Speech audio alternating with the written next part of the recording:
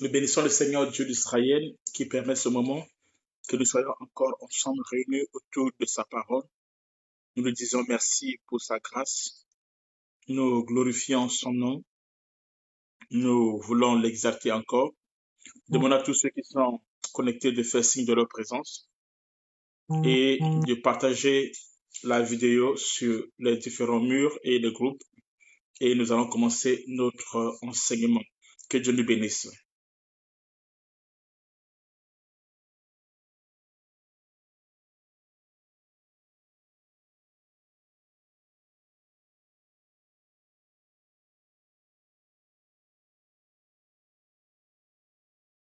On peut partager la vidéo.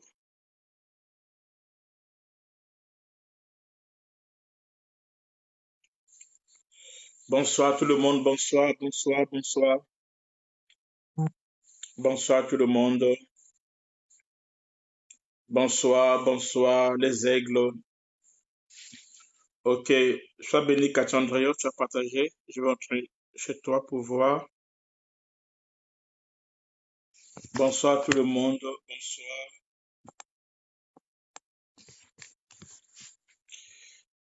Que Dieu bénisse tout le monde. Soyez bénis les bien-aimés. Dieu vous bénisse. Dieu vous bénisse.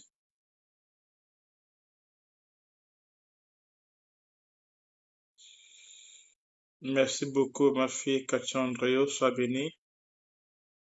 Je partage. Ok, c'est bon. Bonsoir tout le monde, bonsoir, shalom. Partageons la vidéo dans les différents murs, différents groupes et nous allons commencer notre enseignement. Shalom à tout le monde, shalom à tous les aigles. Shalom à tout le monde, que Dieu nous bénisse.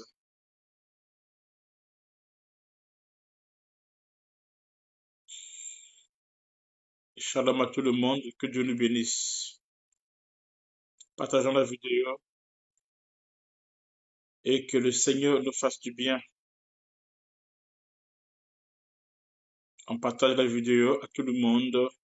Identifiez vos amis, vos connaissances, invitons-le à se connecter et le Seigneur va nous faire du bien. Rapidement, partageons la vidéo.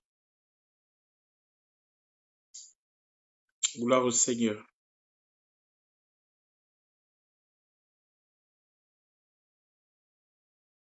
Partageons la vidéo et que Dieu nous fasse du bien. Shalom à tout le monde. Nous sommes encore réunis ce soir pour notre enseignement. Je salue tout le monde au nom du Seigneur Jésus-Christ. Alléluia. On partage la vidéo. Que Dieu bénisse tout le monde.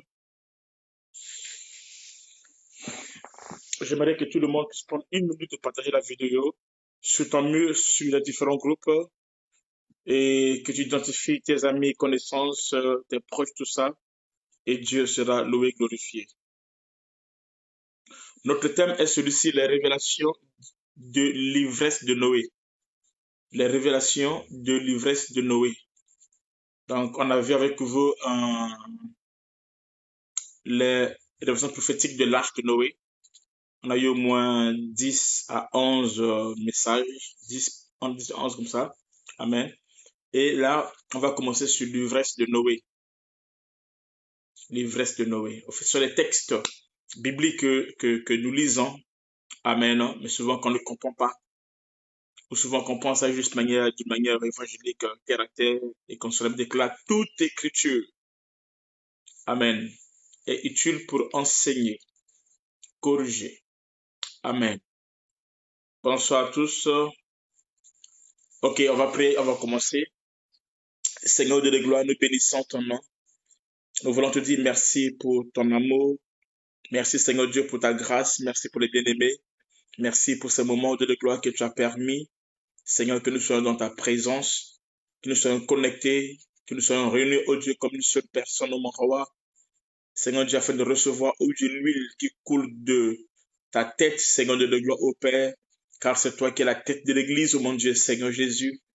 Merci, ô Dieu de gloire au Père, pour ta présence. Seigneur Dieu, qui nous édifie, qui nous fortifie. Merci pour l'huile, ô Dieu de mon roi, ton esprit.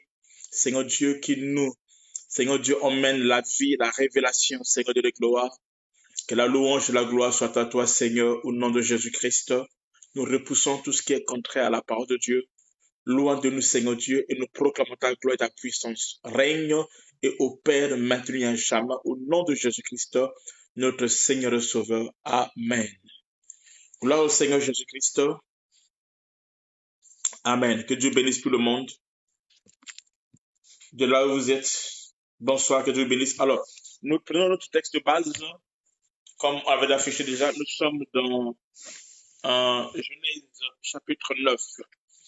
Genèse 9, nous prenons le verset 20 jusqu'au verset 27. Genèse 9, verset 20 à 27. Amen. Genèse 9, 20 à 27. Je vais lire rapidement. Genèse 9, 20 à 27. C'est ça. La Bible dit ceci. Noé commença à cultiver la terre et planta de la vigne. Il but du vin, s'énévra et se découvrit au milieu de sa tente. Cham, père de Canaan, vit la nudité de son père et le rapporta d'ailleurs à ses deux frères. Alors Sem et Japheth prirent le manteau, le mirent sur leurs épaules, marchèrent à reculons et couvrirent la nudité de leur père. Comme leur visage était détourné, ils ne virent point la nudité de leur père. Lorsque Noé se réveilla de son vin, il apprit ce que lui avait fait son fils cadet, et il dit, maudit soit Canaan, qu'il soit l'esclave des esclaves de ses frères. Il dit encore, béni soit l'Éternel Dieu de Sem, et que Canaan soit leur esclave. Que Dieu étende sa possession, la possession de Japheth, qu'il habite dans les tentes de Sem, et que Canaan soit leur esclave. Amen. Que Dieu bénisse sa parole. Oh, mon cher frère, le révérend Ake Eric depuis la Côte d'Ivoire, sois honoré. Merci beaucoup. Amen. Ça, c'est un frère à moi, un grand homme de Dieu qui nous a fait du bien. Moi et le bishop Jérosa en Côte d'Ivoire. Merci beaucoup. Bien-aimé. Amen. Donc, notre thème, nous parlons sur les mystères, amen, ou les révélations de l'ivresse de Noé. Amen. Nous sommes dans un message prophétique. Donc, nous ne parlons pas de ça de domaine évangélique totalement. Nous touchons plus le prophétique pour parler de ça par rapport à Christ. C'est-à-dire, tout l'Ancien Testament nous parle de Jésus-Christ de Nazareth. Amen. Amen. L'Ancien Testament n'est autre que l'ombre des choses à venir. L'Ancien Testament est l'ombre et le Nouveau Testament est la réalité. Amen. C'est la vérité. C'est la lumière. Amen. Donc, ce texte, cette histoire dont on nous parle ici, ça concerne une personne qui n'est autre que Jésus-Christ. C'est de lui que nous parlons. À chaque instant que nous serons ici, rassemblés ici, nous ne parlerons pas d'autre chose si ce n'est que du Seigneur Jésus-Christ. Amen. Amen. C'est lui le sujet de la Bible. C'est lui le message de la Bible. C'est lui la bonne nouvelle que la Bible annonce. C'est lui, amen, celui que Dieu a témoigné. La personne dont Dieu a témoigné, il s'appelle Jésus-Christ. Ici, on ne parle pas d'autre chose. Merci beaucoup, Sandra Maïsa. 100% Jésus-Christ. Nous parlons que de Jésus-Christ, pas autre chose. Amen. Mais quand Christ est élevé, la gloire de Dieu va se manifester. De quoi est-il question dans le texte? Il est question de Noé. On a vu avec vous pendant plus de 11 jours, 12 jours. Amen. Donc, j'ai avec vous comment Dieu a appelé Noé, tout ça là. Il y a eu, Dieu va lui demander à Noé de construire l'arche. Et Noé a construit l'arche parce qu'il y avait le déluge. Amen. Et pendant une année et 10 jours, Noé a été dans le déluge. Après avoir été sauvé par le déluge par Dieu, la Bible déclare Noé va faire des sacrifices et Dieu va faire apparaître l'arc-en-ciel. On a vu avec vous le mystère des sacrifices et on a vu avec vous le mystère de l'arc-en-ciel. On explique ça en profondeur dans notre vidéo précédente. Amen. Mais aujourd'hui, nous allons parler, une fois que Noé est sorti de l'arche, nous allons commencer à faire quelque chose de très, très capital. La Bible déclare, Amen. La Bible dit, verset 20, Noé commença à cultiver la terre. Il devient un cultivateur. J'aime ça. Noé cultiva la terre. Amen. Noé cultiva la terre, mais il a cultivé quoi? La Bible précise, et planta de la vigne. Noé cultiva la terre et planta de la vigne. Retenez ça. Amen. Il but du vin de la vigne qu'il avait plantée, qu'il avait cultivée. Il va boire le fruit de la vigne. Amen. Ici, c'était le vin. Il but du vin et ensuite, il s'enivra. Amen. Il s'enivra, si bien qu'il se dénuda au milieu de sa tente. Donc, il s'est déshabillé. Amen. Ou dans sa tente. J'aime la parole de Dieu. Non. Et Jésus. Amen. Tout ça là, ça nous parle sur Christ. C'est de lui qu'il est question ici. Parce que Noé était un prophète. Amen. Il se découvra au milieu de sa tente. Amen. Et la Bible déclare Cham, qui était son fils cadet, qui est le père de Canaan, va voir que son père était nu. Il a vu son père nu, tout nu. Et quand il a vu cela, la Bible déclare, il rapporta cela d'ailleurs à ses deux frères. Noé a 3 enfants. Amen. Il y a Sem, Japheth et Sam et Cham. Cham, c'est le cadet. Alors, il a pris cela et il est allé rapporter ça à ses frères. Les frères ayant entendu parler de ce que s'est passé dans la tente de leur père, ils ne sont pas venus pour voir comment leur père était nu. Ils ont pris un habit. Amen. Non? Ils ont pris un habit, un manteau. Amen. Ils le mis sur leurs épaules. J'aime la parole. Et ils marchaient à reculons. Amen. En reculant. Et ils couvraient la nudité de leur père. La Bible déclare, comme leur visage était détourné, ils ne virent point la nudité de leur père. Ça, c'est ce qu'ils ont fait. Amen. Maintenant, lorsque Noé s'est réveillé de son vin, Amen, il a pris ce qui s'était passé, ce que son fils cadet lui avait fait, et comme ça, alors il va commencer à opérer maintenant. Il dit, maudit soit Canaan. Je le vois ici, on parle pas de Canaan. Canaan apparaît ici. Qui est Canaan? Canaan est le 4e fils de Cham. Donc, Noé, dans la Bible, n'a jamais maudit Cham. Non. Comme les gens, comme c'est prêché dans les églises. Noé n'a jamais maudit Cham, c'est pas biblique. Il a laissé Cham, il a laissé le premier fils de Cham, le deuxième fils de Cham, le troisième fils de Cham. Arrivé au 4e fils, il va déposer la malédiction. Amen. Il dit, maudit soit Canaan. Il précise qu'il soit l'esclave des esclaves de ses frères. Il dit encore, donc il maudit Canaan. Il précise qu'il soit l'esclave des esclaves de ses frères. Et ensuite il dit, béni soit l'Éternel, le Dieu de Sem, Donc, dans la lignée de Cham, il maudit Canaan. Il arrive chez Sem, il apporte la malédiction. Amen. Il porte la malédiction, la bénédiction.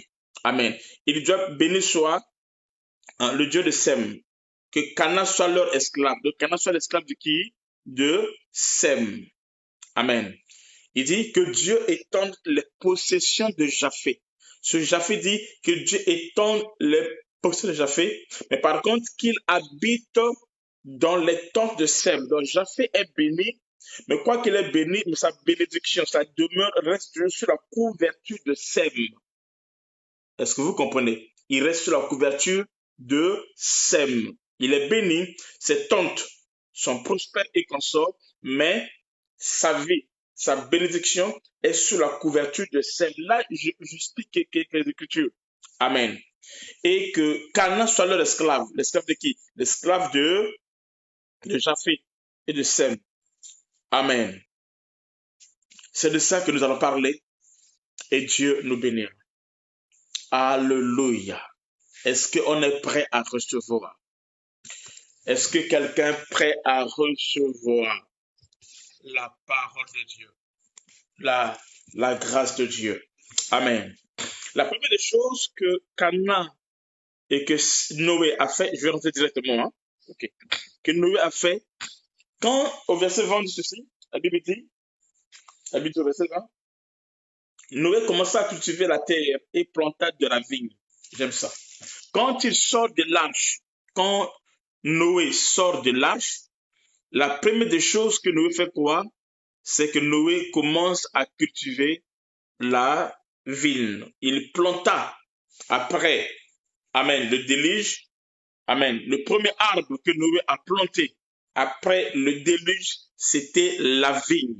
Il commença à cultiver, et ensuite il a cultivé quoi? La vigne. Amen. Il commence par là. Ça, c'est le mystère de Dieu. Amen. C'est pour là, déjà par là, pour nous prouver que Noé est déjà l'image de Christ. Noé est l'homme de Christ. Amen. La vigne que Noé a plantée ici, amen, qui a porté le vin, c'est ce vin-là, amen, que les apôtres ont vu à Cana. Amen. Le vin de Cana venait de la vigne de Noé. Le vin de Cana. Amen. Le vin de Cana, qui est succulent, venait de la vigne de Noé. Amen. C'est-à-dire le mouvement de Jésus. Première chose que Noé fait, après le déluge, dès qu'il sort, il quitte l'arche, il quitte l'éternité, il vient dans le monde, il sort de l'arche, il vient dans le monde. La première des choses qu'il fait, c'est quoi? C'est la vigne. Et ainsi, Jésus-Christ aussi, quand il quitte, il vient, il commence le mystère. La première des choses qu'il fait, c'est quoi? C'est de changer l'eau en vin. Il opère à travers la vigne. Ce vin venait d'où? Ce vin venait de la vigne de Noé. Pourquoi? Parce que Christ est l'accomplissement de la prophétie de Noé. C'est pour dire que Noé n'était que l'ombre des choses à venir, mais le véritable Noé, c'est qui? C'est Jésus-Christ qui commence, amen, à opérer. Il commence son ministère. La première chose à faire, c'est quoi? C'est d'apporter le vin. Amen. Il apporte le vin en premier. Comme Noé aussi commença par la vigne, Jésus aussi commence par le vin. Amen. Le premier miracle de Jésus-Christ est lié à Noé. Amen. C'est pour dire qu'il accomplissait la prophétie de Noé. Ainsi, par nous comprenons que l'acte de Noé ici, c'est un acte qui est prophétique. Amen. Noé, le premier arbre qu'il avait planté après le déluge dans le nouveau monde, c'était la vigne. Amen. C'était la vigne. Il planta, amen, la vigne. Christ aussi, le premier miracle qu'il avait opéré, c'était, amen, c'est le fait de nous donner du vin nouveau. Amen. Qui est la grâce. Amen. Qui est la grâce. Qui est l'expression de son amour. Parce que lorsqu'on parle du vin, on parle de la grâce. Et lorsqu'on parle du vin, on parle de l'expression de son amour. C'est pour cela ce miracle va se produire dans la fête. On aura le temps où nous allons parler sur ces miracles. Vous allez voir la profondeur de ces textes. Amen. Qui n'ont rien à voir avec ce que vous pensez. Amen. Les noces de Cana n'ont rien à voir. Ce sont des mystères qui n'ont rien à voir avec ce que vous pensez. Amen. Amen. Donc, lorsqu'on parle de la vigne ou du vin nouveau, on parle de la grâce. Amen. Et on parle de l'expression de l'amour. Amen. On parle de l'expression de l'amour. Le vin nouveau, c'est l'amour. On va lire ça dans la Bible. Amen. On va lire ça dans la Bible. Nous lisons dans Cantique des Cantiques 2, verset 13. Cantique des Cantiques 2, verset 13. Le vin parle de l'amour. Amen. Cantique des Cantiques 2, verset 13. La Bible dit ceci.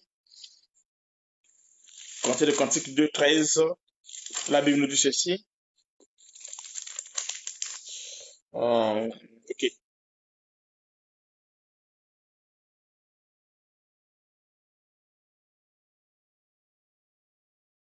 Attendez. C'est où? Je cherche le verset. Quelqu'un peut me dire qui a trouvé ça?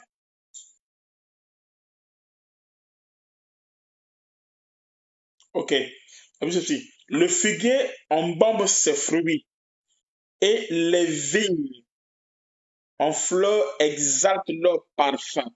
Lève-toi, mon ami, ma belle, et viens. Amen. Amen. Amen. 14. Ma colombe qui tient dans les fentes du rocher, qui te cache dans les parois escarpées, fais-moi voir ta figure, fais-moi entendre ta voix, car ta voix est douce et ta figure est agréable. Bref, lorsqu'on parle de ce texte, on nous parle de l'amour. Donc, lorsqu'on parle du vin ici, on nous parle de l'amour. Amen. On nous parle de l'amour. Amen. Le vin parle de l'amour. C'est pour cela que Jésus-Christ, dans Matthieu 26, Amen, il a dit, prenez ceci. Amen. Matthieu 26, on va dire ça rapidement. Matthieu 26, de verset 26 à 28. Matthieu 26, 26 à 28. Qu'est-ce que c'est ceci? Verset 27, je pense. Attendez. Verset 26 ici. Pendant qu'il mangeait, Jésus prit du pain et après avoir rendu grâce, il le rompit et donna aux disciples en disant, prenez, mangez. Ceci est mon corps. Amen. Ceci est mon corps. Il prit ensuite une coupe et après avoir rendu grâce, il leur donna en disant, buvez-en tous, car ceci est mon sang, le sang de l'alliance qui est répandu pour plusieurs, pour la rémission des péchés. Je vous le dis, je ne boirai plus désormais du fruit de la vigne jusqu'au jour où j'en boirai de nouveau avec vous dans le royaume de mon Père. Il parle de son amour, il parle de son sacrifice. Amen. Il parle de son sang et de sa chair, bref, de son amour, du prix qu'il est appelé à payer. Amen. Pour l'Église. Amen. C'est pour cela les choses commencent par là. L'amour de Dieu est le point fondamental de l'œuvre de Dieu. Dieu a tant aimé le monde. C'est pour ça que Noé commence par là. Noé commence par l'amour. Amen. Par le vin. Amen. Qui est le symbole de l'amour. C'est ce vin-là qui va amener à ce qu'il puisse s'enivrer. Amen. C'est ce vin-là qui fera ce qu'il puisse se déshabiller. Aïe, aïe, aïe. Et Zambé. Amen. C'est par le vin que les choses vont se passer. Amen. C'est par le vin. Amen. Là où il n'y a pas le vin. Amen. Ok, je vais arriver doucement, je vais aller doucement et Dieu sera glorifié. Amen. Donc, l'ivresse de Noé, en fait, est un geste prophétique. L'ivresse de Noé est un geste prophétique. Amen. L'ivresse de Noé est un geste prophétique. Avant que je rentre en profondeur, j'ai une question à poser. Pourquoi la Bible relate-t-elle l'ivresse des hommes de Dieu, tels que Noé, tels que Lot? Pourquoi la Bible relate cela? Pourquoi c'est écrit dans la Bible? La Bible n'est pas un livre de l'histoire, comme on est non. La Bible est une révélation. Toute écriture, amen, est inspirée de Dieu, utile pour enseigner, pour convaincre, pour corriger. Amen. Amen. Pourquoi la Bible en parle? Amen. Pourquoi la Bible en parle? La Bible relate-t-elle l'ivresse des hommes de Dieu tel que l'autre, tel que nous? Pourquoi? Écoutez, parce que le geste que Noé va faire ici est un geste prophétique. Et ce geste que nous va faire ici, c'est un geste qui annonce l'œuvre de Christ. Ça parle de Jésus. Ça annonce l'œuvre de Christ. Amen. Et comme Moïse écrit cela, Amen, il est en train de révéler les mystères concernant Christ. Commentez, partagez la vidéo s'il vous plaît. Amen. Sur la croix, sur la croix, si Jésus-Christ est mort, Jésus est mort parce qu'il avait bu du vin. Et les Ambenangaï, ça vous scandalise, mais je vais arriver. Amen. Parce qu'il avait bu du vin, mais quel vin? Amen. Et une fois que Christ a bu ce vin, alors c'est comme ça qu'à la croix, amen, il est mort nu. Christ n'est pas mort avec un truc là devant, comme on le voit dans les photos, dans les statues. Non, Christ est mort nu, sans rien sur lui.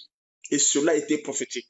Et en mourant nu, il accomplissait la prophétie de Noé. Mais avant qu'il puisse mourir nu, qu'il puisse aller à la croix, il doit boire du vin. Amen. Et c'est ce vin-là qui est la manifestation de son amour. Amen.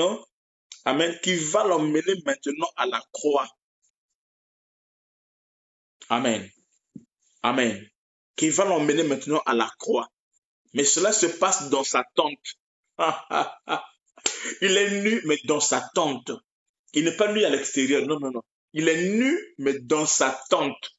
Et Nzambé. Il est nu, mais dans sa tente. Amen. Et c'est comme ça que les choses vont se passer. Donc Christ a dû boire du vin comme Noé. Amen. Amen. Et ensuite, il va aller à la croix. Amen. Où il va se déshabiller.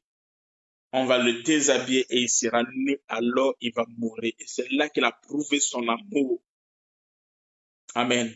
À son Père et son amour pour nous, l'épouse, pour nous, l'Église. Amen. Est-ce qu'on est là? Amen. Amen. Donc les incidents de Noé sont rapportés pour nous montrer aussi dans quelles circonstances Noé a prononcé la malédiction prophétique et la bénédiction prophétique. Une fois qu'il est devenu nu, alors cela va pour deux choses obligatoires. La malédiction prophétique et la bénédiction prophétique. Amen. La malédiction prophétique et la bénédiction prophétique ne vient que lorsque, une fois que Noé est nu et que sa nudité a été révélée, a été vue par Cham, Amen, et les autres ont couvert. Amen. Alors, je vais parler de l'ivresse. De l'ivresse de Noé. L'ivresse de Noé est un mouvement prophétique. N'oubliez pas qu'un prophète, ce qu'il fait, ce qu'un prophète fait est un signe et un présage pour le peuple. Amen. Vous pouvez lire ça dans Ésaïe 8, 18.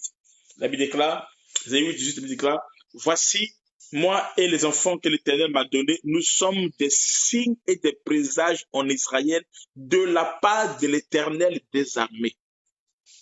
Amen. De la part de l'Éternel des armées. Amen. Donc, quand un prophète, tout ce que vous voyez les prophètes faire dans la Bible, cela est prophétique. Tout ce que vous voyez. Amen. Quand vous lisez, vous voyez tout ça là, retenez que ce n'est pas au hasard. Il y a un enseignement, il y a un message qui est caché derrière. Il faut aller en profondeur pour décortiquer, pour ouvrir cela et avoir la vie. Amen. Amen. Donc, l'ivresse de Noé est un mouvement prophétique. C'est pas juste comme ça, non. Amen. Si c'était comme ça, la Bible n'en a pas parlé. Parce que Noé a vécu beaucoup de temps. Mais pourquoi il y a que ça que la Bible parle? C'est parce qu'il y a un message à l'intérieur.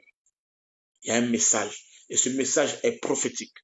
Amen. Alors, je vais commencer à ouvrir un peu. Le fait qu'un prophète reste nu, donc Noé reste nu, un prophète reste nu, je disais, est un geste prophétique. avant qu'on vienne sur Noé, on va voir ça d'abord sur d'autres personnes. Comment Dieu a mené ses serviteurs à être nus pour opérer dans la Bible. Nous voyons Ésaïe. Nous commençons par Ésaïe. Amen. Le fait qu'un prophète reste nu, cela est un geste prophétique. Amen. Nous voyons Ésaïe qui a marché pendant 3 ans nu et déchaussé. Ésaïe a marché pendant 3 ans nu et déchaussé sous l'ordre du Dieu d'Israël. Ah oui, ça c'est dans la Bible. Amen. On peut lire dans Ésaïe 20, verset 1 à 3. Ésaïe 20, verset 23. Écoutez ce que dit la Bible. Ésaïe 20, verset 23. Ésaïe verset 20, verset 1 à 3. Ésaïe 20, verset 1 à 3. La Bible dit ceci. L'année où Tartan, envoyé par Sargon, roi d'Assyrie, vient assiéger Asdod et s'empara. En ce temps-là, l'Éternel adressa la parole à Ésaïe, fils d'Amoth, et lui dit, va, détache le sac de terrain, c'est-à-dire que déshabille-toi, hein, détache le sac de terrain, ça veut dire déshabille-toi, ok, et ôte les souliers de ton pied, c'est-à-dire enlève tes chaussures. Il fit ainsi, marcha nu et déchaussé. Qui lui a dit ça? C'est Dieu. Il marcha nu et déchaussé. Écoutez la suite. Et l'Éternel dit, de même que mon serviteur Ésaïe marche nu et déchaussé, ce qui sera dans 3 ans un signe et un présage pour l'Égypte et pour l'Éthiopie. Amen. Pour l'Égypte et pour l'Éthiopie.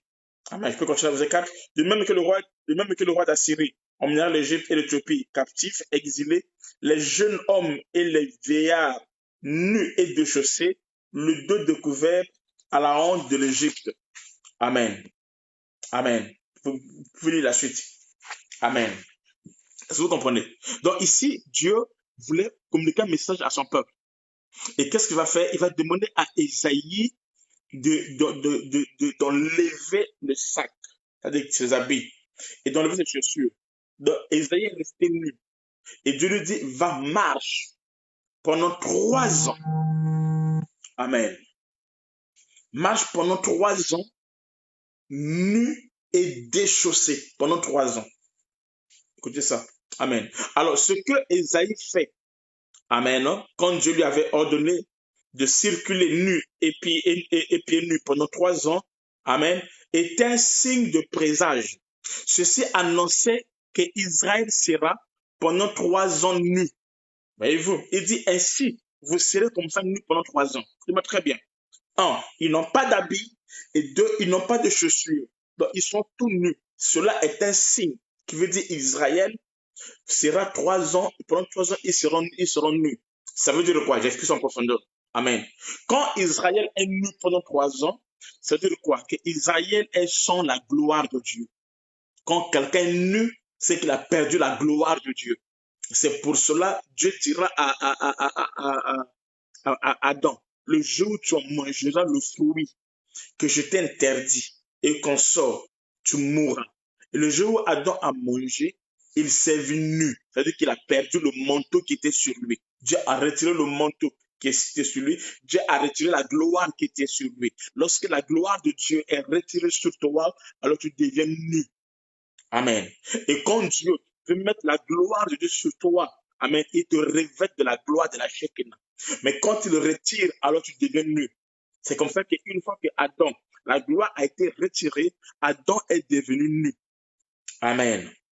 Amen. Donc, être nu, ça veut dire quoi? Ça veut dire être sans la gloire de Dieu. 1, 2. Être nu veut dire quoi? Être nu veut dire sans la parole de Dieu. Quand quelqu'un est nu, il n'a pas la gloire de Dieu, il a perdu la gloire de Dieu, il a perdu la parole de Dieu. Et 3, non pas seulement qu'il était nu, la Bible déclare, dit ceci, qu'ils seront déchaussés. Qui veut dire déchaussés? Amen. Amen. Les chaussures nous parlent du zèle. Du zèle. C'est écrit dans la Bible. Vous pouvez lire ça dans Ephésiens 5,15. Amen. Les chaussures nous parlent du zèle. C'est dans Ephésiens 5,15, parce qu'on doit lire ça, mettez à vos pieds les chaussures Et le zèle, je suis que dans... attends, on va dire ça. Éphésiens 6, 15. La Bible ceci. Éphésiens 6, 15. La Bible ceci. Mettez pour chaussure à vos pieds le zèle qui est dans l'évangile de paix. Donc, lorsqu'on parle des chaussures, on parle du zèle. Et quand quelqu'un est déchaussé, ça veut dire qu'il perd le zèle. Amen. C'est pour cela, quand tu vois un chrétien, une personne qui a perdu le zèle, par là, comprends par là que la personne là est déjà nue. La personne là est déchaussée. C'est-à-dire que la personne là a perdu la gloire de Dieu, la gloire qui était sur lui. Il a perdu la gloire de Dieu. Ça veut dire que la personne a perdu la parole de Dieu, la vie de la parole de Dieu s'est séparée de lui et automatiquement il n'a plus de zèle. Quand quelqu'un n'a plus de zèle, la personne ne prie plus, la personne ne jeûne plus. Il vient à l'église comme il veut, comme il veut. Il s'éloigne des choses de Dieu. Il perd le zèle. Quand tu perds le zèle, ça veut dire quoi? Ça veut dire que spirituellement, tu es devenu nu. Et quand tu es nu, le monde des ténèbres ne peut pas avoir peur de toi. Amen. Tu dis ce qu'on appelle Ikabot. Amen. Tu dis ce qu'on appelle c'est-à-dire que la gloire est bannie. La gloire s'est retirée. Et beaucoup de gens sont dedans. Amen. Quand tu perds ton zèle, quand tu perds l'amour, amen, pour l'œuvre de Dieu, le zèle de la maison de Dieu, au lieu que cela puisse te dévorer, cela devient normal. Amen. Tu jeûnes, tu pries quand tu veux, tu fais des choses de Dieu quand tu veux, tu paies la dîme quand tu veux, tu évangélises quand tu veux. Amen. Amen. Bref, tu perds la couverture spirituelle. Quand tu atteins cette dimension-là, ça veut dire, amen, que tu as perdu les vêtements. Quand Dieu t'appelle, quand tu marches avec Dieu, Dieu te revêt d'un vêtement de gloire. Mais quand tu perds le zèle, alors tu perds ces vêtements. Tu perds ça. Tu perds ces vêtements. Est-ce que vous comprenez? Et quand tu as le zèle, Dieu te revêt des vêtements. Amen. D'un manteau. Amen. Et les promesses de Dieu sont actives dans ta vie. Mais quand tu perds le zèle, alors tu te déshabilles. Amen. Donc, se déshabiller ici, ce n'est pas seulement marcher nu comme ça, non. Mais quand tu perds le zèle de l'évangile qu'on sort, Dieu retire l'angélogie qui opère sur toi. Dieu retire la gloire. Amen. Parce que l'angélogie ne protège que la gloire. Dieu ne protège que la gloire. Là où il y a la gloire, là où il y a le zèle, là où il y a ses intérêts. Amen. Mais quand tu pêches, quand tu perds, tu peux te perdre, mais ne perds jamais le zèle de la maison de Dieu. Ne perds jamais, amen, amen, la vie de prière, la vie de l'église, la vie de la méditation, la vie de la communion, la vie des offrandes, des sacrifices. Ne perds jamais cela dans ta vie, amen, ni toi, ni tes enfants. Tu peux te perdre, sois fidèle à Dieu. Tu peux te perdre, amen. On peut tout te voler, mais sauf ton Jésus, sauf ton Dieu, le Dieu de ton alliance. Alléluia. Quand tu marches ainsi, la gloire de Dieu est sur toi. Amen. Amen. Et pendant 3 ans, Israël marchait nu. Amen. Ces 3 ans ici, ça parle, amen, de la période que Dieu a visité Israël. Et quand cette période est arrivée, Israël n'a pas su saisir le temps de sa visitation. C'est pour cela que Christ a prêché pendant 3 ans, mais Israël n'a pas saisi le temps de sa visitation spirituelle. Et c'est pour cela qu'Israël a marché nu. Est-ce que vous comprenez? Amen. Non? Les 3 ans ici, que Israël marche nu, amen, non? Amen. Ça parle de la période de la loi, des psaumes et des prophètes. C'est-à-dire le temps où Israël sera nu et déchaussé, c'est-à-dire sans la parole de Dieu et sans le zèle véritable. Amen. C'est le temps de l'Ancien Testament. Israël était là. Amen. Mais il était nu. Il a fallu que Christ puisse venir pour les revêtir. Amen. C'est quand Christ est venu que Christ l'a revêtu. Amen. Amen. Mais ils ont refusé. Et c'est comme ça qu'il est venu vers nous, les nations. Amen. Je répète, le fait qu'un prophète soit nu est un signe, est un geste prophétique. Vous pouvez voir ça aussi avec Saoul. On va lire ça avec Saoul. Comment Saoul a prophétisé toute la nuit nu. Toute la nuit, c'est le texte dans la Bible que vous lisez pas. C'est dans la Bible, mais vous ne lisez pas. Parce que vous êtes habitué seulement à, à, à l'évangile Bartimée. Il faut lire la Bible. Amen. Saoul a prophétisé toute la nuit nu. Disons ça. Nous sommes dans 1 Samuel 19. 1 Samuel 19, verset 20 à 24. 1 Samuel 19, 20 à 24. La Bible ici. Je ça très bien. 1 Samuel 19, 20 à 24. La Bible ici. Écoutez. Écoutez ça. 1 Samuel 19, 20 à 24. La Bible dit ceci. Saoul envoya des gens pour prendre David. Ils virent une assemblée de prophètes qui prophétisaient, ayant Samuel à leur tête. Je parle de ça sans trop en profondeur. Ayant Samuel à leur tête, l'Esprit de Dieu saisit les envoyés de Saoul. Donc les gens que Saoul a envoyés pour aller saisir, prendre David. Quand ils sont venus, ils ont vu comment Saoul et Samuel prophétisaient avec des deux personnes. Quand ils ont vu le déclare, ils se mirent eux aussi à prophétiser avec eux. Ça, c'est le premier groupe. Et on fut apporté à Saoul. Donc, ils ne sont pas revenus. Ils sont restés dans le prophétiser. Mais ils ont été envoyés pour aller saisir qui? Aller saisir David. Arrivés là-bas, ils vont rencontrer l'onction prophétique. Au lieu qu'ils puissent saisir David, ils ne vont pas le saisir, ils vont se mettre à prophétiser. Et d'autres personnes vont aller dire à Saoul, oublie ces gens-là. Ils sont là-bas, ils n'ont pas saisi David, ils se mettent à prophétiser. On fit rapport à Saoul qu'il envoya d'autres personnes, donc deuxième groupe. Et eux aussi prophétisaient. Donc, ce sont pour la deuxième fois, au lieu d'aller saisir David, ils ont fait quoi? Ils ont commencé à prophétiser. Retenez ça. Et on envoya encore pour la troisième fois un troisième groupe arrivé, eux aussi, ils prophétisaient. Regarde-moi, j'annonce à quelqu'un. Les gens qui vont te chercher du mal, qui vont faire des programmes contre toi, quand ils vont venir, ils seront sous ton onction. Ils seront affectés par ton onction. Ton onction va les contrôler. Je dis à quelqu'un, les desseins maléfiques de l'ennemi. Amen. Amen. Prévu contre toi. Tout ce que l'ennemi a prévu de faire contre toi. Une fois qu'ils arrivent en ta présence, ton onction va les contrôler.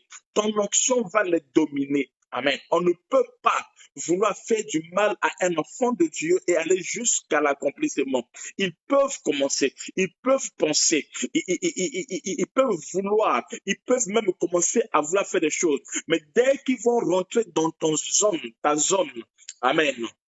Amen. Dans ta circonférence, amen. L'onction qui est sur toi, l'angéologie qui est sur toi va affecter. Et cela se passe lorsque tu as Samuel à la tête. Tu dois voir Samuel à la tête. C'est David qu'ils veulent atteindre. C'est David qu'ils veulent faire du mal.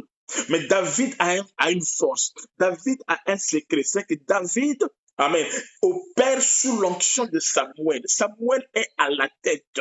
Quand ils arrivent, Samuel ne dit rien. Mais l'onction qui est sur Samuel protège David et ça change les circonstances. Ça change les conditions. Ça change la mission. Je dis à quelqu'un, ceux qui viendront pour te faire du mal, ils vont te faire du bien. Ils seront tes esclaves. Ils vont travailler en ta faveur. Ils vont opérer en ta faveur. Parce que le Dieu d'Israël est avec toi. La Bible déclare, amen. Amen. Joseph dit, ils m'ont souhaité le mal, mais l'Éternel l'a converti en bien. J'annonce à quelqu'un, tout le mal, toute programmation maléfique faite contre toi, même par tes ennemis, par tes collègues au travail.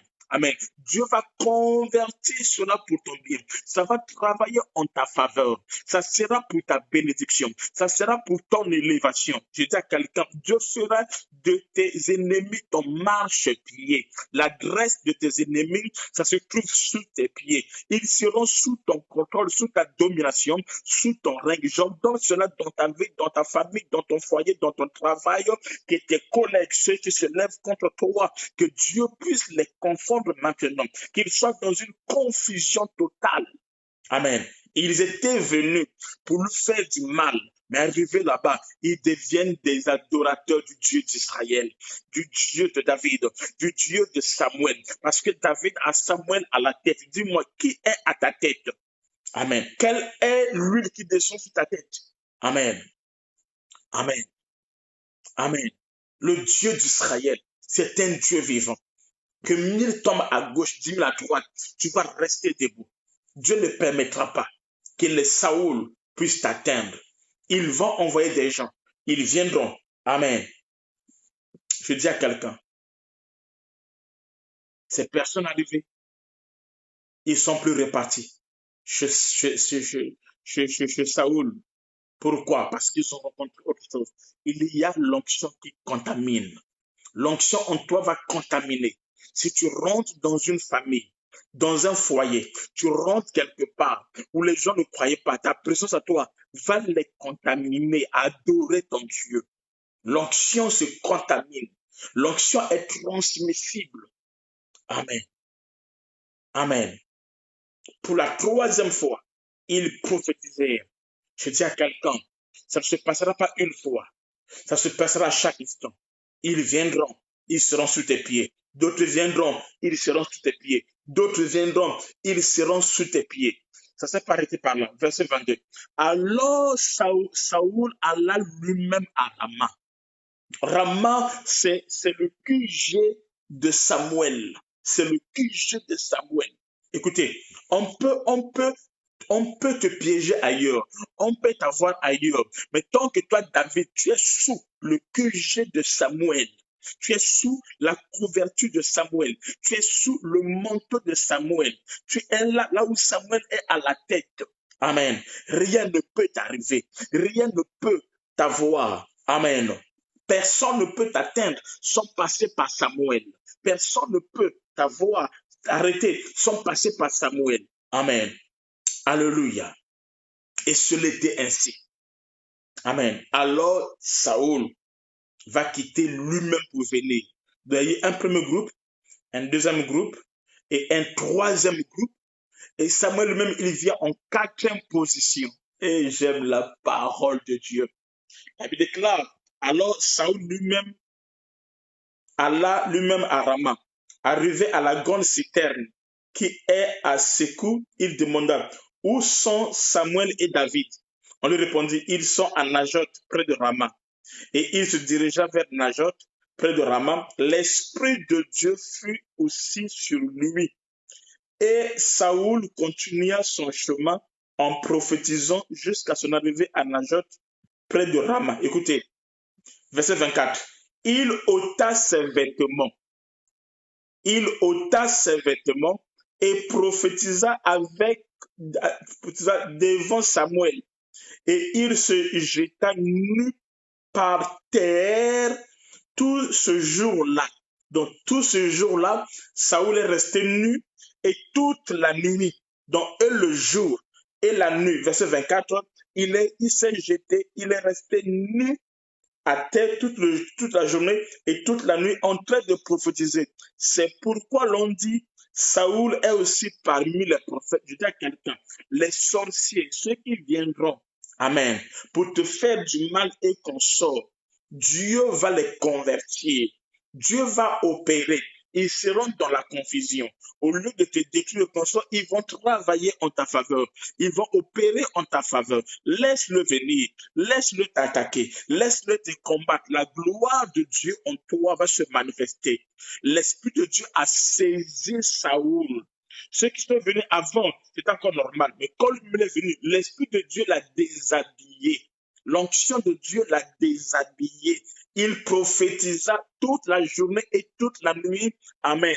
Qu'est-ce qu'il va dire? Il va dire que David est le fils de Dieu. David est un roi de Dieu. Il va dire quoi? Il va dire des bonnes choses sur David. Tes ennemis vont prophétiser des bonnes choses sur toi. Parce que l'éternel Dieu est avec toi. Qu'est-ce que Saoul prophétise? Je me dis, Saoul, il prophétise quoi? Amen. Ce qui va prophétiser, ça sera en rapport avec David, parce que Dieu va convertir le mal en bien. J'annonce à quelqu'un, tes ennemis vont prophétiser ta réussite. Ils vont prophétiser ta gloire. Ils vont assister. Ce sont eux qui seront les filles et les fils d'honneur. Ce sont eux qui vont travailler comme tes serviteurs. Amen. J'annonce à quelqu'un, amen, bientôt tu verras tes ennemis sous tes pieds. Ils seront là tout nus sans rien avec eux, parce que Dieu va les dépouiller de leurs âmes. Dieu va les dépouiller. Amen. Et ils seront nus. Dieu va dépouiller le monde des ténèbres.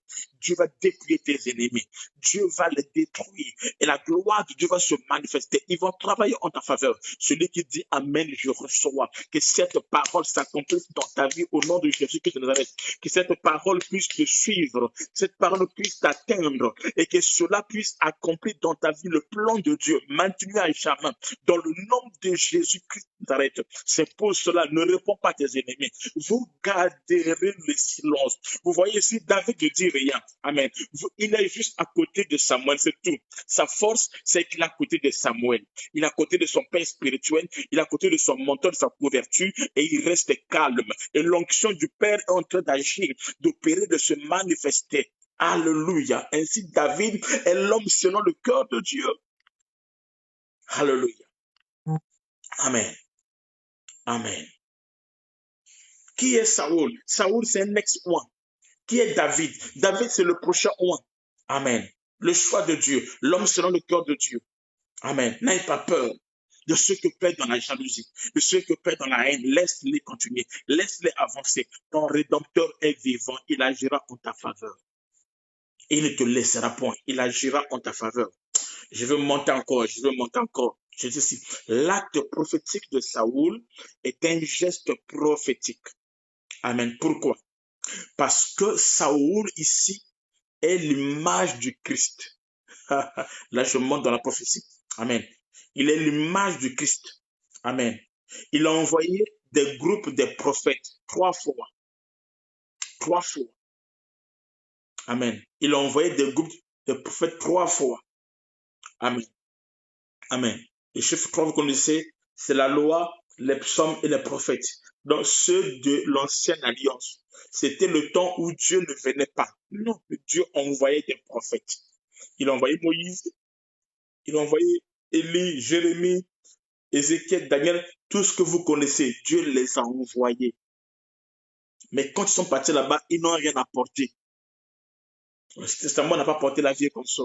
C'est pour cela, à la 4e reprise, après qu'on ait fini les lois, les psaumes, les prophètes, dont on arrive au Nouveau Testament, amen, là, ce n'est plus Dieu qui envoie des gens. Non, Dieu lui-même, il vient. Et Zambé. Amen. Là, il n'envoie plus, mais lui-même, il vient. Il n'envoie plus des gens. Il n'envoie plus des groupes de prophètes. Il n'envoie plus des messagers. Amen. Il n'envoie plus Élie, Moïse, concernant lui-même, Jésus vient. Lui-même, Dieu vient. Celui qui a envoyé les gens là. Amen. Lui-même, il est venu. Donc, Jésus-Christ, c'est qui? C'est le Dieu de la Bible, le Dieu d'Israël, le Dieu qui avait envoyé Moïse. Celui qui dit à Moïse, j'ai entendu la douleur de mon peuple, la souffrance de mon peuple. Je suis descendu pour les délivrer. Mais il envoie Moïse, dit, vas-y. Amen. Celui qui avait envoyé Ézéchiel, qui a envoyé tous ces prophètes-là, cette fois-ci, il a décidé de ne plus envoyer. Il n'envoie plus. Mais lui-même, il est venu. Amen. Lui-même, il est venu. Et quand lui-même, il est venu, amen, il a commencé à opérer. Comment il a opéré? Alors, il est resté nu. Il s'est déshabillé. Amen. Il s'est déshabillé. À quel moment? Pendant la nuit. Cette nuit, c'est l'image du temps de la grâce. Cette nuit, c'est l'image du temps de la grâce, selon Romains 13, 11 à 12. Amen. C'est l'image du temps de la grâce. Le temps où Christ, amen, nous prêche aujourd'hui. Le temps où lui-même est venu aujourd'hui. Amen. Les 3 tours des prophètes, ça nous parle de la période de la loi, des psaumes et des prophètes. Et la 4e fois, lui-même Dieu, il vint dans un corps. Il devient serviteur. Il vient prophétiser toute la nuit, qui est l'image du temps de la grâce.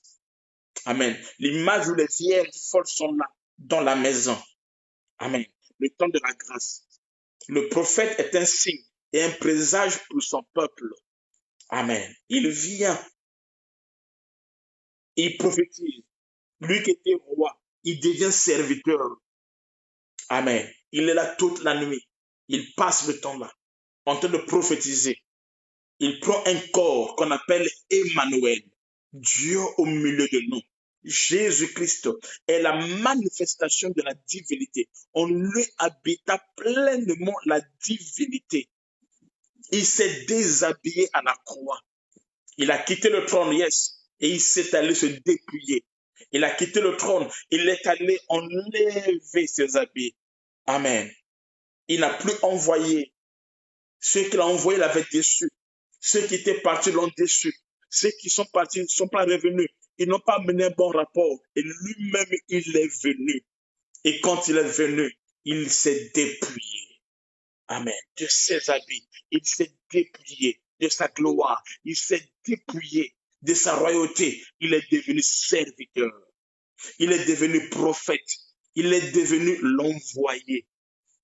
Il est venu à celui qui parle de la part de Dieu. Or, c'est lui-même Dieu. Jésus-Christ. C'est ça le mystère de la divinité. Celui qui prophétise en bas, c'est celui-là qui est sur le trône. Celui qui s'est déshabillé, celui qui s'est dépouillé, qui a pris la forme de serviteur, ce n'est autre que lui-même qui était sur le trône. Amen. Amen. Le Seigneur Jésus-Christ. Ça, c'est la parole de Dieu. Ça, c'est la parole de Dieu. Ça, c'est sa révélation. Tu dois croire que celui qui est en toi, c'est lui le Dieu de la Bible. C'est pas un simple prophète, non. C'est lui le Dieu de la Bible. Alléluia. Il est le Dieu de la Bible. Amen. Excusez-moi, restez connectés.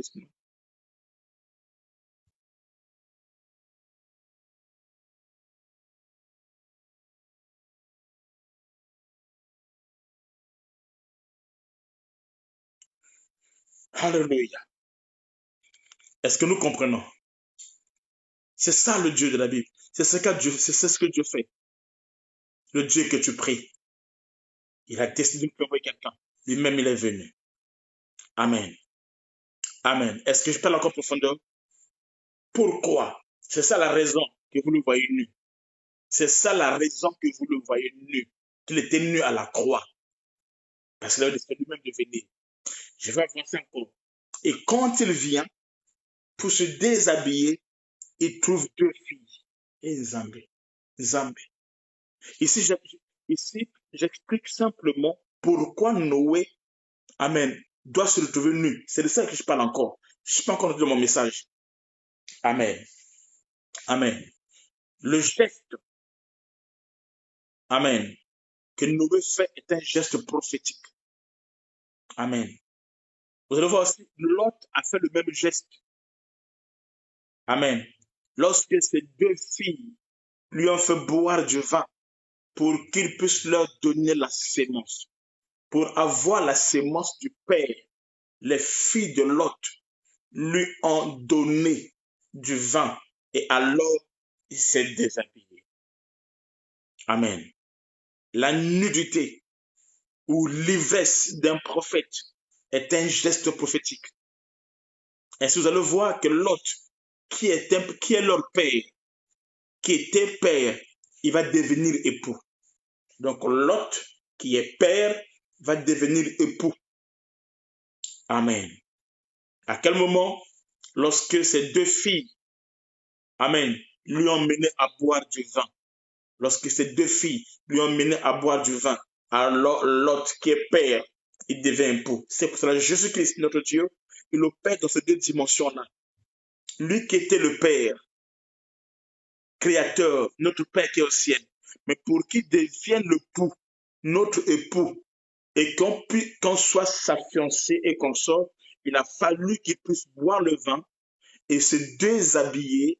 Et une fois qu'il s'est déshabillé, et nous avons eu la sémence. Comme cela fut le cas avec les filles de Lot. Mais chez l'autre, il y a 2 filles. Il est resté nu. Amen. Après qu'on lui a fait boire du vin par ces 2 filles, afin de recevoir la sémence du Père. Chaque fille a reçu une sémence du Père. Je vais expliquer ça encore en profondeur. L'ivresse fait qu'une personne reste nue, qu'il soit déshabillé. Amen. C'est pour cela, Habakkuk 2,15 dit ceci, Habakkuk 2,15 dit ceci, malheur à celui qui fait boire son prochain, à toi qui verse ton outre et l'enivre, afin de voir sa nudité. Donc, le but de faire boire le vin ici, c'est quoi? C'est de faire de voir sa nudité. Habakkuk 2,15. Amen.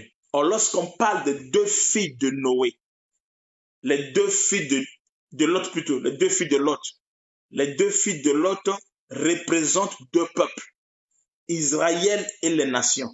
Les 2 filles de Lot parlent des 2 peuples, Israël et les nations. Amen. Et ceci nous fait voir le travail que Jésus-Christ, qui est notre époux, en même temps notre Père, a fait sur la croix en restant nus. C'était pour nous ensemencer, afin qu'on puisse avoir la révélation, qu'on puisse avoir la parole. Est-ce que vous comprenez cela? Amen. L'autre qui était au même moment Père, il devient l'époux. Et l'image de Dieu, le Dieu qui est notre créateur, qui est aussi notre époux. On va dire ça dans la Bible. Lisons ça. Ésaïe 54, verset 5. Ésaïe 54, le verset 5. Et qu'est-ce que dit la Bible? Ésaïe 54, le verset 5. Alléluia. J'aime la parole de Dieu. Ésaïe 54, verset 5, la Bible dit aussi. La Bible dit aussi. Car ton créateur est ton époux. Oh, oui, ton créateur est ton époux. L'Éternel des armées est son nom. Et ton rédempteur est le Saint d'Israël. Il se nomme Dieu de toute la terre. Amen. Ton créateur est ton époux. Amen. Donc notre époux, qui est Jésus-Christ, c'est lui notre créateur. Il n'y a pas notre créateur, si c'est notre époux, qui n'est autre que Jésus-Christ. Il se nomme l'Éternel des armées. Jésus-Christ de Nazareth. C'est lui notre époux. Il est notre Père, il est notre Créateur, il est notre Dieu, mais il est aussi notre époux. Mais pour qu'il passe de la dimension Créateur, époux et Créateur, Dieu et consort, il a fallu d'abord que Noé et Lot soient déshabillés. Que les filles de Lot lui donnent du vin. Que Lot puisse boire du vin. Une fois que Lot a bu du vin, alors Lot peut se déshabiller. Une fois que Lot se déshabille, alors il devient l'époux. Est-ce que vous comprenez? Il devient l'époux en ce temps-là. Amen. Lot qui était au même moment, qui était au même le Père et époux est l'image de Dieu. Dieu qui est le Créateur, notre Dieu, selon Isaïe 54, qui a fait sortir sa nudité, nous a fait voir sa nudité pour que nous soyons vêtus. Aïe, aïe, aïe. La nudité, ça fait que nous soyons vêtus. Amen. Osez. Prenons Osée, Osée, Osée. Osée 2, 9. Osée 2, 9. Apôtre Lysia, on peut lire Osée 2, 9, s'il te plaît. Osée 2, 9. Je vais lire ça rapidement. Osée 2, 9, là-dessus. Écoutez. Écoutez. Elle poursuivra ses amants et ne les atteindra point. Elle les recherchera et ne trouvera point. Puis elle dira, j'irai et je trouverai vers mon premier mari, car alors j'étais heureuse que maintenant. Je laisse ça. Je laisse ça. Amen. Amen. Et cette sémence que nous recevons de l'époux n'est autre que la parole de Dieu, la parole révélée. La parole révélée est la sémence que nous recevons de l'époux. La parole révélée, c'est ça la sémence. On va lire ça dans 1 Pierre 1. 1 Pierre 1, le verset 23-24. 1 Pierre chapitre 1, verset 23 à 24. Écoutez, 1 Pierre 1, 23-24, ceci. puisque vous avez été régénérés, non par une sémence corruptible, mais par une sémence incorruptible. La sémence de l'époux, la sémence du mari est une sémence incorruptible, par une sémence incorruptible, par la parole vivante et permanente de Dieu. La parole vivante et permanente de Dieu, c'est quoi? C'est la parole révélée. Amen. C'est la révélation. C'est pas les yes, amen. Non, c'est pas ça. C'est lorsque le pou a pris du vin et qu'il s'est déshabillé. C'est le dévoilement de la parole, l'ouverture de la parole. Amen. Lorsqu'elle vient en nous, elle est manifestée, elle est vécue en nous, elle est pratiquée en nous par la connaissance révélée de Dieu. C'est cette parole de Dieu-là. Amen. Qui est une sémence incorruptible. La sémence corruptible, c'est la parole de la Vierge folle. Mais la parole de la Vierge sage, elle est révélée, elle est une sémence incorruptible. C'est cette parole qui est vivante, elle n'est pas morte, elle est vivante et permanente de Dieu. Amen. Cette parole-là, c'est la révélation. C'est l'ouverture. Ça vient faire tomber tes écailles. Tu vois Dieu. Amen. La parole, les écrits sont ouverts. Cette parole qui est dans les écrits sort des écrits. Ça vient dans ta vie. Ça devient vivante.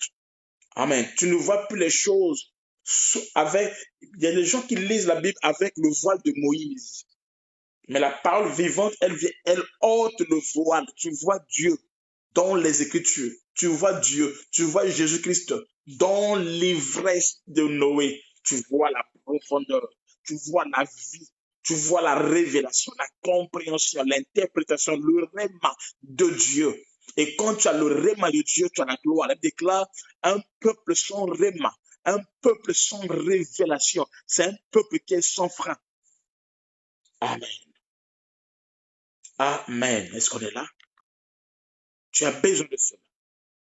C'est ça la sémence de Marie. Vous voyez quelque chose? Elle déclare, Lot a 2 enfants, a 2 filles. Lot a 2 filles. Amen. Lot a 2 filles. Amen. La première, elle vient, elle passe la nuit avec le père. Elle reçoit la sémence. C'est elle qui commence. La première, c'est ça Israël. La première, c'est Israël. Amen. Elle vient, elle commence. Amen. Elle commence. Mais pour que la cadette reçoive la grossesse du père, qu'il fasse la même chose qu'on sort, il a fallu attendre le lendemain.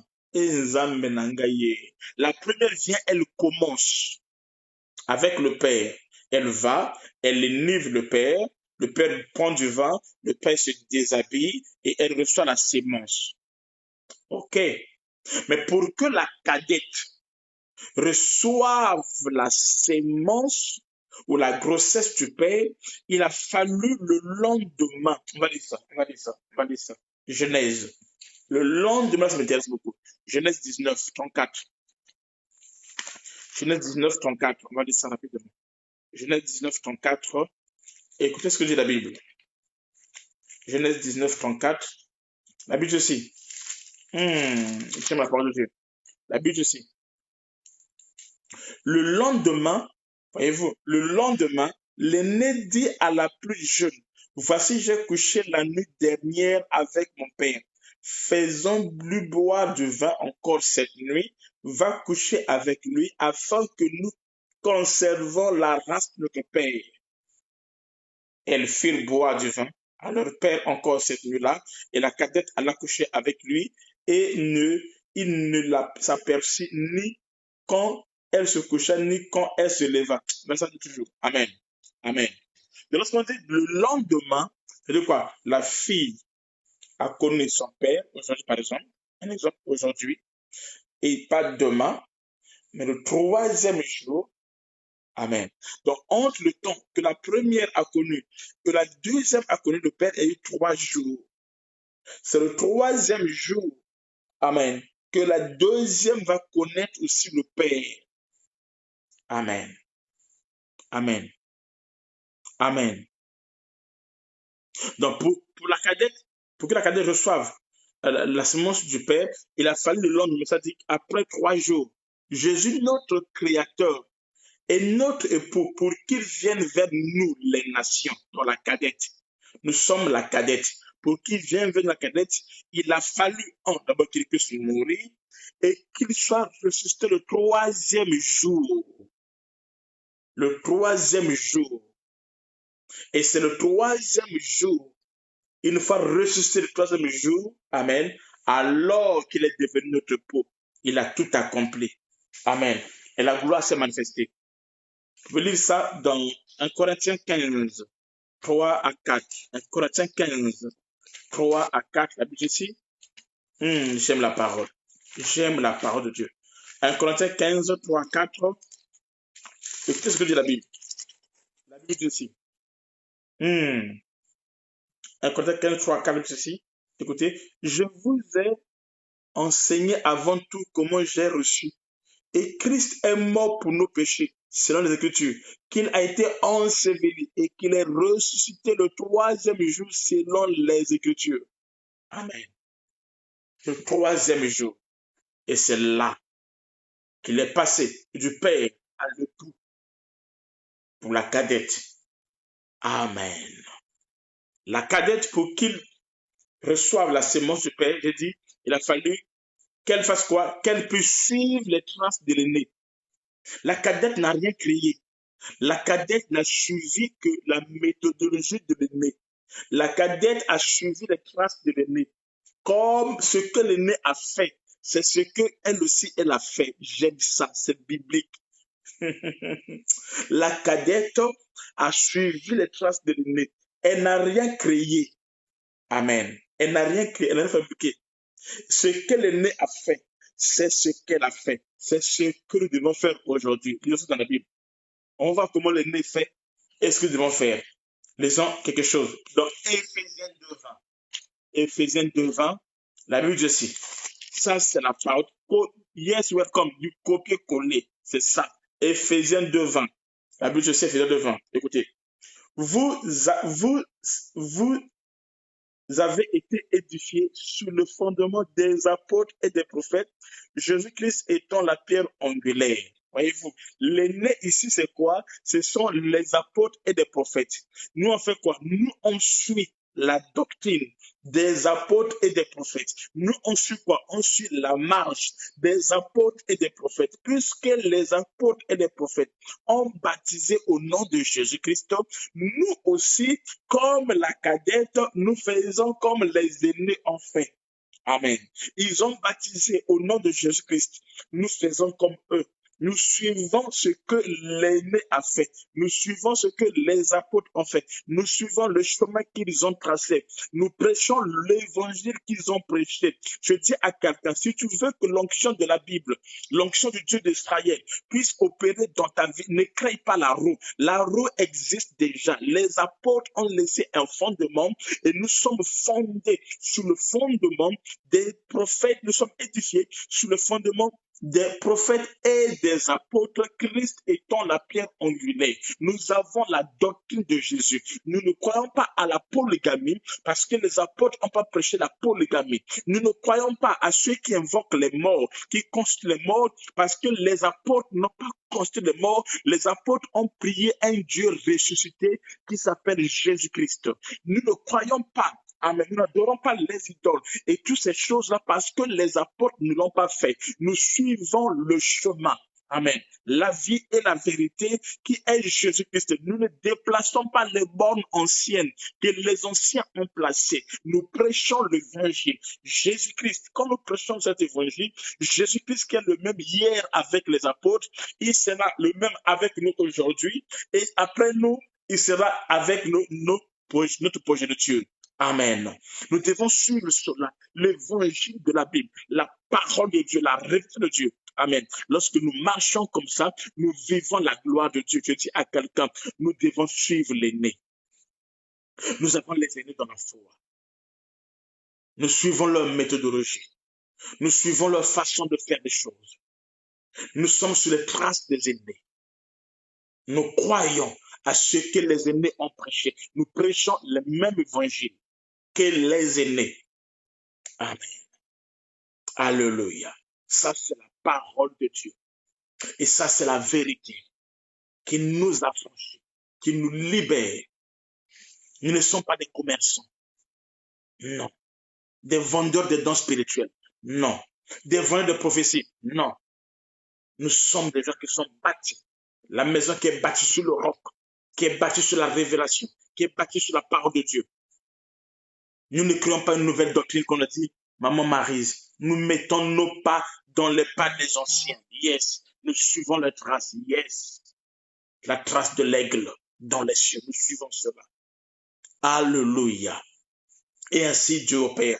Toi aussi, ne crée pas une évangile. Suis ce que ton père spirituel enseigne.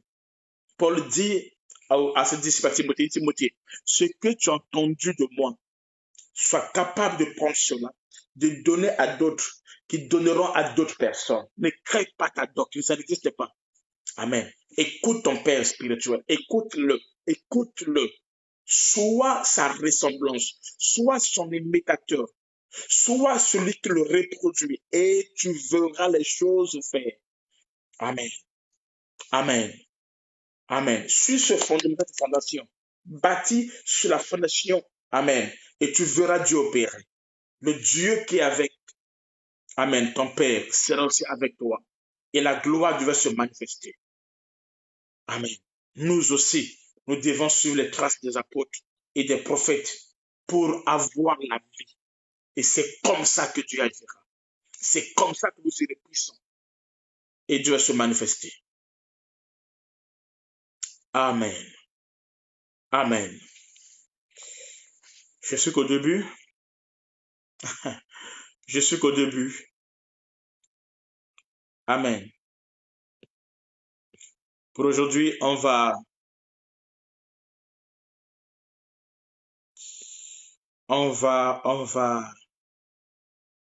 Est-ce qu'il faut que je continue encore un peu?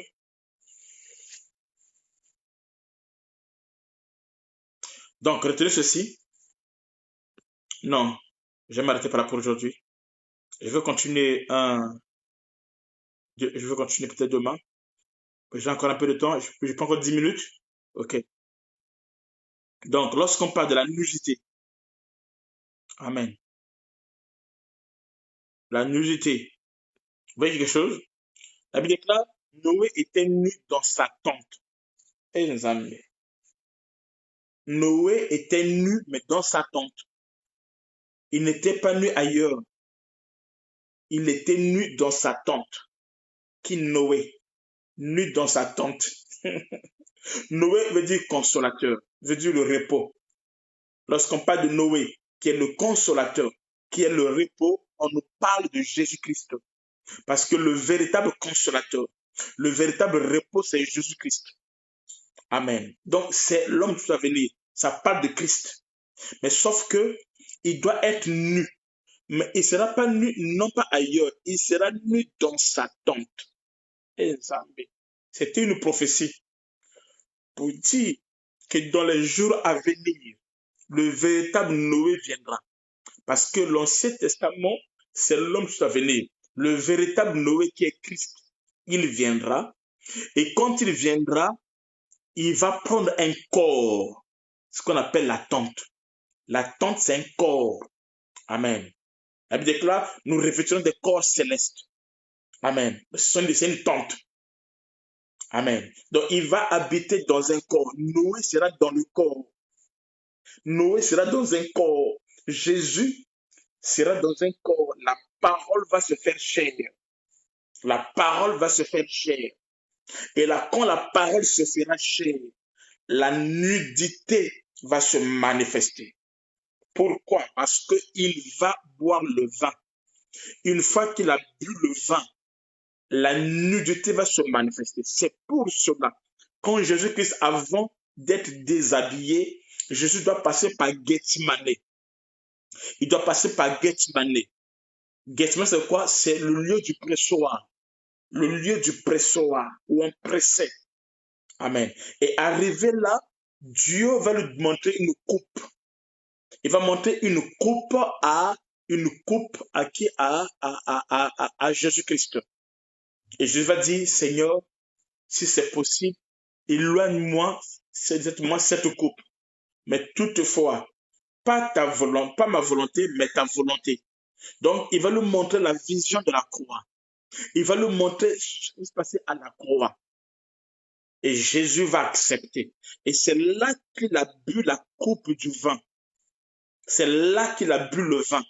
C'est là où Noé a bu le vin. C'est là où Jésus a bu le vin. Ça se passe à Gethsemane, quand tu vois la coupe. C'était la coupe de la colère de Dieu. Amen. La coupe de la colère de Dieu. Amen. Et il va accepter cela. Il dit, Père, toutefois, pas ma volonté, mais ta volonté à toi. Amen. Il va accepter la coupe de la colère de Dieu. Ésaïe 53 dit, Amen, que le châtiment de Dieu est tombé sur lui. Homme de douleur, habitué à la souffrance. Amen. Amen. Homme de douleur, habitué à la souffrance. Amen. Et il va prendre la coupe qui était la colère de Dieu, qui était la punition de Dieu, qui était le châtiment de Dieu. Il va prendre cela. Il va accepter l'œuvre de la croix de Golgotha. Il va accepter la vision de la coupe, comment il va être humilié, comment il sera châtié, comment il va mourir, tout ça là. Tout a été décrit cette vision-là à Gethsemane.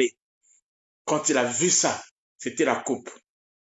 Et il va accepter d'affronter la croix.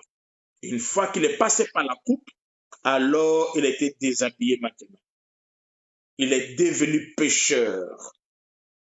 Il a porté nos péchés. Il a porté nos iniquités. Lui qui était saint, il est devenu péché. Lui qui était saint, en buvant la coupe, il s'est déshabillé. Or, ce déshabillé était la marque du péché. Dieu dit à Adam, le jour que tu pécheras, tu mourras et tu seras nu. Et c'est comme ça, le jour où il a péché, il est devenu nu. Donc, être nu, c'est la conséquence du péché. Être nu, c'est le signe que tu as porté la malédiction, que tu as porté le péché. Quand Christ est devenu nu à la croix, c'est afin que nous soyons vêtus. Et lui, il s'est dénudé à la croix, dans sa tente, dans sa chair. Lorsqu'on parle de la tente ici, on parle de la chair. La tente de Noé, c'est la chair. Lorsqu'on dit, ça c'est ma tente, ça c'est ma tente, c'est là où je vis. Voyez-vous, ça c'est ma tente. Mon corps est ma tente. Mon corps, c'est là où je vis. Amen. Dans sa vie de la chair, il devait être nu. Dans la vie de la chair, c'est là qu'il devait boire la coupe. Dans la vie de sa chair, quand la parole se fera chair, quand le Messie viendra, et là, il y aura une coupe qui lui sera donnée, et cela fera ce qu'il deviendra nu. Amen. Amen. Amen. Il deviendra nu dans sa chair. C'est ça le mystère de l'ivresse de Noé. La chair, la tente ici, c'est pas une maison. Quand je pense à donc Noé dans une maison, non, ça c'était dans l'ombre. Mais dans l'accomplissement, c'est une prophétie. La tente où Noé est, c'est la chair Christ, la consolation, qui prend un corps qu'on appelle Jésus. Et dans ce corps qu'on appelle Jésus, alors il va prendre la coupe. C'est-à-dire qu'il va passer par Gethsemane, il va voir la vision de Golgotha, comment il sera détruit, comment il sera humilié, comment tout comme ça. Il va accepter cela. Selon Ésaïe 53. Amen. Homme de douleur, habitué à la souffrance. Amen. Homme de douleur, habitué à la souffrance. Il va accepter cela. Amen. Amen. Dans sa chair, il sera nu, il sera humilié, il deviendra péché, il deviendra pécheur, il deviendra malédiction. La Bible déclare, soit maudit celui qui est pendu au bois. C'est ça, Christ. Amen. C'est ça, Noé, qui s'est dénudé dans la tente. Tu vois? Ça n'a rien à voir avec ce que toi tu penses. Et Noé n'a jamais maudit Cham. Oh non, quand tu vois ton père, Noé, non, c'est juste, ça c'est juste. Mais ça ne se marie pas avec Noé.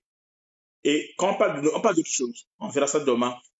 Amen. Soyez connectés et que Dieu vous bénisse. Amen. Ce n'est que l'introduction aujourd'hui. Demain, nous allons entrer en profondeur et Dieu nous bénira. Quelqu'un a une question? Est-ce qu'une personne a une question? Est-ce que c'est clair? Vous avez compris? Vous avez la révélation? Les écailles sont tombées. Vous voyez les choses d'une autre manière, clairement. Amen. Que Dieu soit loué. Si quelqu'un a une question, qu'il puisse poser sa question. Amen. Quelqu'un a une question? Merci beaucoup, ma Marie. Merci beaucoup, ma fille Ramel. Est-ce qu'il y a une question? Merci, Sophie Omia. Merci, Yagladis. Ma fille Jean-Pierre Audrey, sois béni. Andrick Mawete, sois béni. Andrick Mawete, on se verra le samedi. Il y a culte dimanche, oui. À Paris, les cultes commencent le dimanche, à Paris. Mais à Lille, nous commençons le culte ce samedi. À Lille, ceux de Lille. Vendredi, moi, je suis déjà à Lille déjà. Vendredi, je suis à Lille. Samedi, on a culte à Lille. Mais à 11h, il y a culte sur Internet. Samedi, 11h, il y a culte sur Internet. Et dimanche, il n'y aura plus culte sur Internet. Les cultes de dimanche sont ramenés à dimanche soir. OK? Qu'à dimanche soir, l'enseignement. Mais samedi, il y a culte sur Internet. Mais samedi, nous sommes à Lille pour le culte. Donc, tous ceux qui sont à Lille, samedi, il y a culte. On voit les textos à tout le monde pour dire, papa dit, samedi, il y a culte à Lille. Dimanche, il y a culte à Lille. Nous gardons nos heures habituelles. Et à Lille et à Paris, les dimanches, les samedis, nous avons nos programmes habituels. Donc, le dimanche, il y a culte à Sarcelles. Invitez tout le monde, ta famille et consort, on a culte à Sarcelles. Samedi, dimanche aussi, il y a culte à Lille. OK? Il y a culte à Lille. Donc, je serai à Lille, samedi, dimanche. Je serai aussi dimanche aussi à Sarcelles. Amen.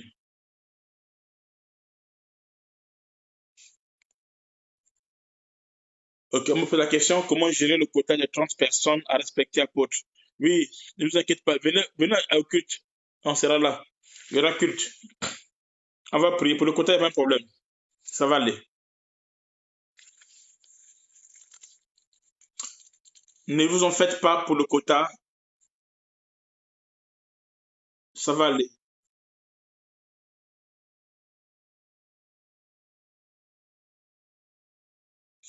Amen.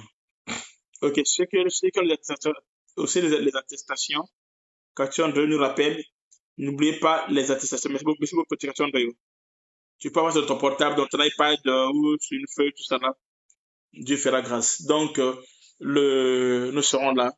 Amen. Demain matin, nous sommes connectés à notre programme. Demain matin, on est connectés. OK? Et le soir aussi, on est connectés. Demain matin, 5h00, nous sommes connectés pour nos 70 matinées de réveil et de gloire. 70 matinées de réveil et de gloire. Amen. Et Dieu nous fera du bien. Et ensuite, à 20h00 aussi, nous sommes connectés pour nos renseignements. La suite de l'enseignement là, on a fait qu'introduire, mais dans notre en profondeur, et Dieu nous fera grâce. Que Dieu nous bénisse et que la grâce soit sur nous. Invitez les autres pour le dimanche, samedi à Lille, dimanche à Lille et dimanche après-midi à Sarcelles. Invitez tout le monde. Préparons-nous et Dieu nous bénira. D'accord, ok. On nous apprend qu'à partir de vendredi au plus tard, il y aura de nouvelles attestations sur le site. Gloire à Dieu. Que Dieu vous bénisse. Il n'y a pas de questions. Que Dieu vous bénisse et on se voit. Est-ce que lorsque la personne a perdu son manteau, peut-elle récupérer? Oui. Quand tu perds ton manteau, il faut voir ton père spirituel. Parle avec lui, hein, pour une profondeur. Amen. Voir ton père spirituel, parle avec lui, tu dis ce qu'il faut faire.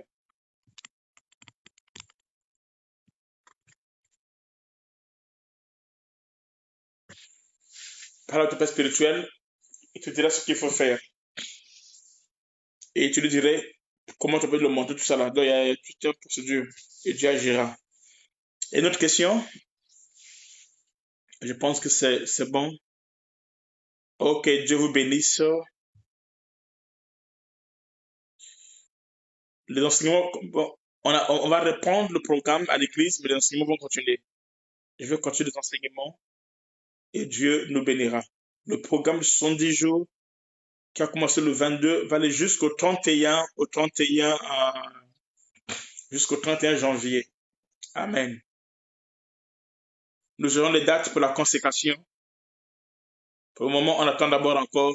On a les dates, donc on n'est pas pressé. Restez calmement. Dieu va nous bénir. Amen. Ok, je pense qu'on a fini. Que Dieu vous bénisse. Shalom à tout le monde. On se voit à 5h00 pour la prière et Dieu nous bénira. Shalom.